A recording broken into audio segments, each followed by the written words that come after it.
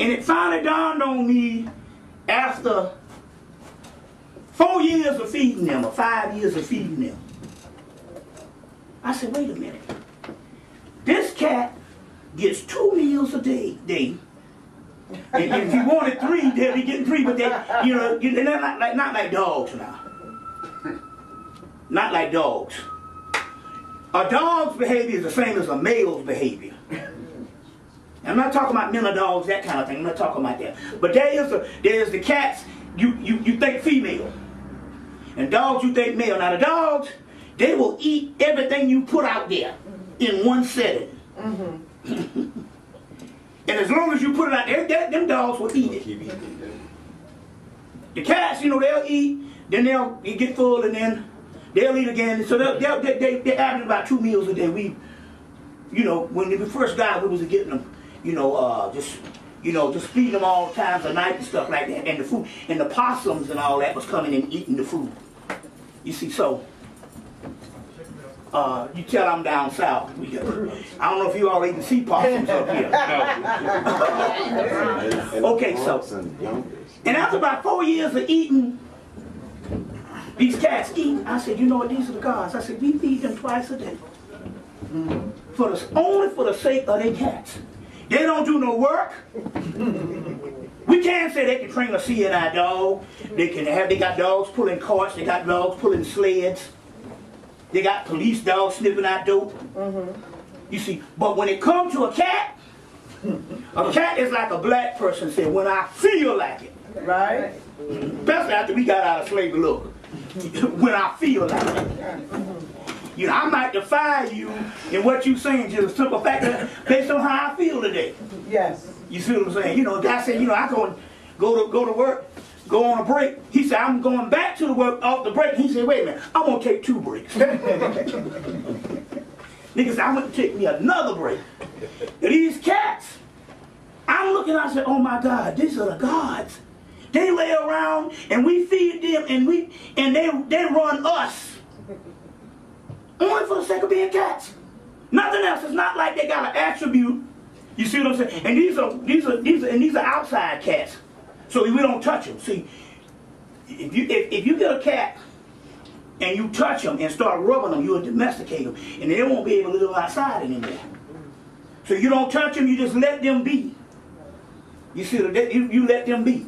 But the only thing that's domesticated about them is they got their 3 hearts in a cot. You see what I'm saying? But the point about it, I'm looking, oh, I get it now. These are the deities.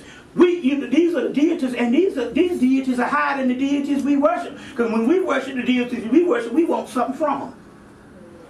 We don't want nothing from them cats, but they do provide a service. We haven't seen a rat, a mouse, since '06. You see, and what I was saying was that was the essence on what Charles French was saying about we are one with the animals. We didn't look at ourselves as being above. And in so many words, if we're in a universe that contains all of this stuff, you see, it's an ecological system. We just have certain things that we do. And so we might say we are superior, but we're not superior for the simple fact what we're supposed to be doing, we're not even doing. We don't even live up to the potential. Exactly. You see, we got to have a plan B. Because whatever you was going to be when you was a child, you are not that now. What you thought you was going to be as a child, you ain't that now. You see what I'm saying? You got to have a plan B.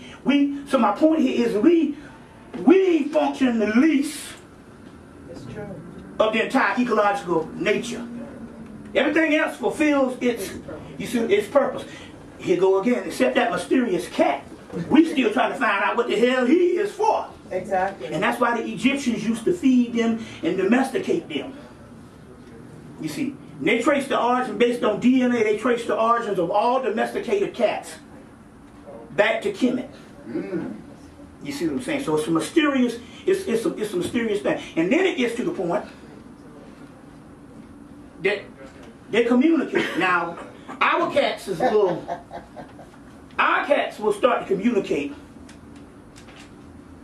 when they know the food, that bag of Friskies, what's that other one? Kibbles and bits or something. You know, the other's another one. Marina, whatever the thing is. When that bag get low, they'll start communicating. They will send signals to Linda. Like, hey, look now, hey. But how would they know that the bag is getting low? The bag is inside of the house. Sure. They know, that means that they are on a higher plane. Right. They are on a higher plane. Right. So when that food is getting low, they start signaling. Now, it's interesting here, because Linda lived in D.C. So she moved in with her sister before she came to Atlanta. And so, what she did, she moved in with her sister. The sister had a little dog that was old. So she said, well, I'm going to move. She said, well, the sister said, well, you can come in and you can take care of the dog, because I work at a, I work a certain hours and this dog needs care. She said, you can take care of the dog, try to help me out. The dog came to her and said, look, listen to me good. See, it's a whole communication. Remember the guy that had the tigers and the lions and all that shit? Right. Up here, and he said they could talk to him? Right. So that whole Beastmaster thing is real. Dog came to Linda and said, look, this is the deal. You are here because of me. Take care of me. She said, don't be caught, because when I leave, you better have plans to be someplace else. Because after I leave, your sister ain't having it. You see. She said, so, whatever the deal here is, and I know the sister asked you to come in and help, because you were staying someplace else. But you either better go back there or you better go someplace else. Because you are here because of me, and when I leave in a couple of months, you see what I'm saying, you better make the way to have your path. You see what I'm saying, or whatever the deal was. Right. And so and it was spiritual because she moved to Atlanta with me. But the key was the dog talked to her and told her what time it was. So now we got these cats, and the cats, they don't really communicate. They do. Sometimes you'll hear something like, look out the door. And you look out the door and they standing there ready to get fed. So that's the first level of communication.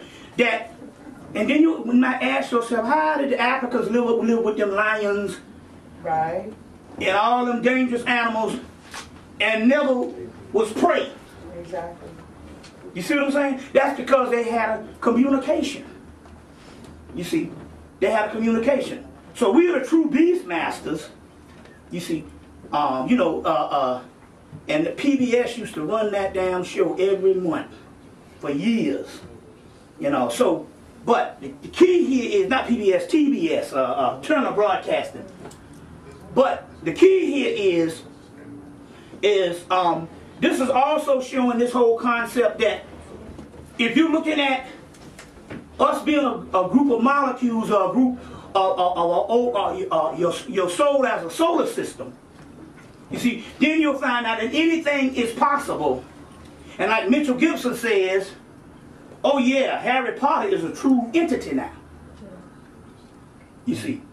Now if you don't know anything about magic, first of all, for the person to perceive and to conceive the concept of Harry Potter was probably a transmission in the first place. It was a channel. Right. So that it meant that it was an archetype that existed outside of the physical. Then when they made it into a physical book and then the physical movie, it enhanced it. Give me some tissue or something when they get it. Oh, now this ain't gonna work right here. That's a Kleenex. I need something to wipe with. This could go for the snot, but no, that ain't gonna do it either. Buffalo wings. You get some, either a towel or a paper napkin. Solid. You get some solid or something else. But anyway, you get a board to write with, a whiteboard? No, I need some tissue. A napkin. There's tissue right there. No, okay. That's what I'm thinking. That's, yeah, well, I guess this will work for now. Yeah. So anyway, where was I?